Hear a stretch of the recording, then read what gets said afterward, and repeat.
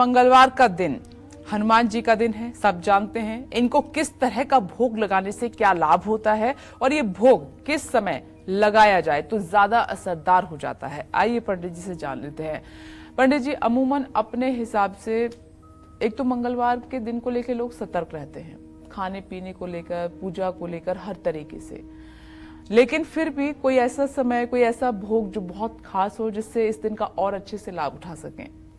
कहते हैं मंगलामुखी सदा सुखी। जी। मंगलवार का दिन जो है मनुष्यों को सुख देने के लिए ही आता है, इसमें कोई संदेह नहीं है।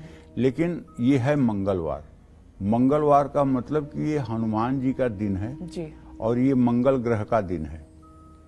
और मंगल ग्रह जो है साहस और पराक्रम का प्रतिनिधित्व करता है। जिसकी कुंडली में मंगल ज्यादा अशुभ हो जाए ऐसा व्यक्ति अपराधी और हत्यारा हो जाता है। मंगल कमजोर हो जाए तो ऐसा व्यक्ति डरपोक और कायर हो जाता है।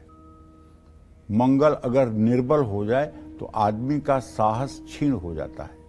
मंगल अगर सौम्य अवस्था में है, मंगल अगर उच्चस्थ स्थिति में है तो ऐसा व्यक्ति प्रशासनिक अधिकारी और रक्षा विभाग का बड़ा अधिकारी होता है।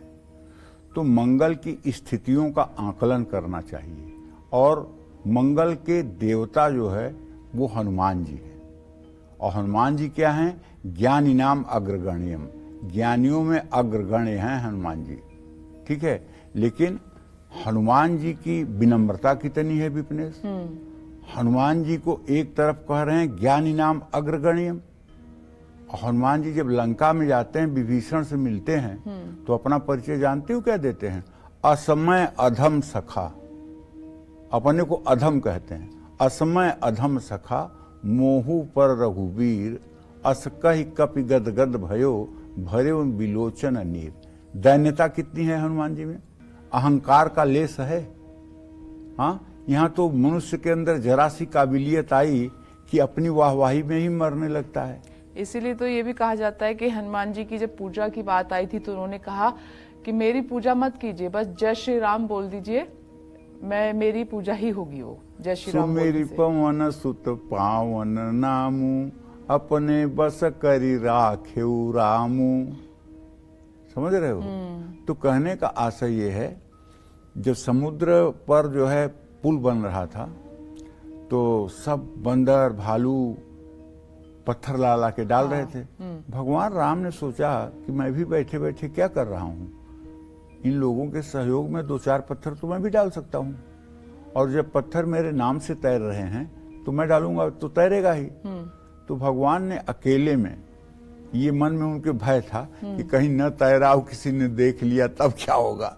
तो भगवान राम ने एक पत्थर उठाया और समुद्र में डाल दिया और वो पत्थर डूब गया। भगवान सोचे अरे कोई देखा तो नहीं। तो हनुमान जी देख रहे थे। हनुमान जी ने कहा प्रभु क्या हुआ? कहने अरे हनुमान मैंने एक पत्थर फेंका वो डूब गया। कहें प्रभु आप जिसको फेंक देंगे वो तैरेगा? आप जिसको फेंक देंगे वो तैरेगा कभी?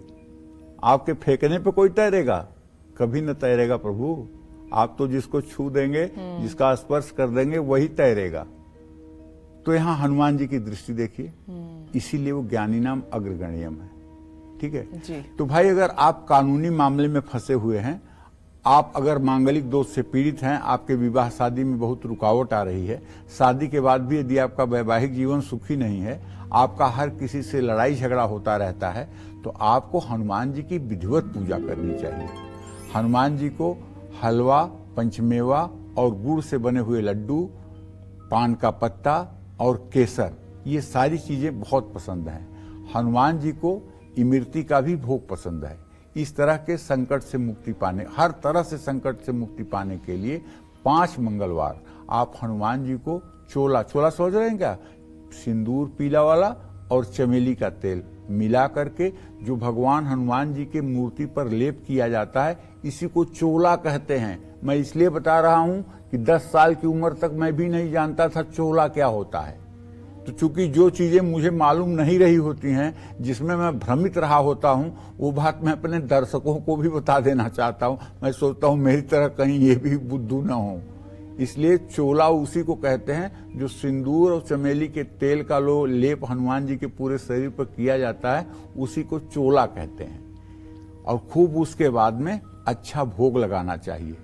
अगर मकान नहीं बन पा रहा है या प्रॉपर्टी के मामले में रुकावट आ रही है तो मंगलवार के दिन 800 ग्राम साबुत चने सोमवार को ही भिगो लीजिए और मंगलवार को वो चने और गुड़ ये ले जाकर के हनुमान जी को प्रसाद चढ़ा दीजिए।